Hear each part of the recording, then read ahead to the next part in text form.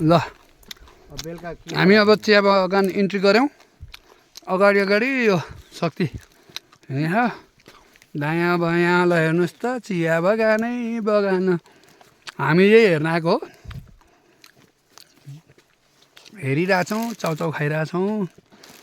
भोक लाग्यो भन्ने कुरा आयो। ए कसैलाई के धन्दा। अब यो बाटो चाहिँ अलिक अप्ठ्यारो रहेछ।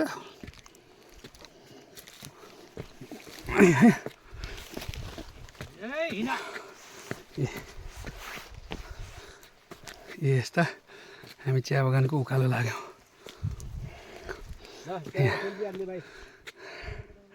ल है त हामी हिँड्दैछौँ स्वास गर्दै चिया बगान। आमामामा उकालो छ, उकालो छ हेर्नुहोस् त। इलाममा चियाबारीमा हो, चियाबारीमा भनेको गीतमा चिया देखेको। हामीले त यहाँ सानो इलाममा इलाम देख्यो, चिया चिया के गर्नु।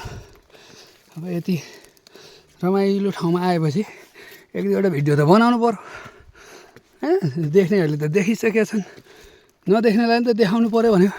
यसरी हिमाल लुकेको छ, लुकेर हामीलाई हेर्दो रहेछ यहाँबाट।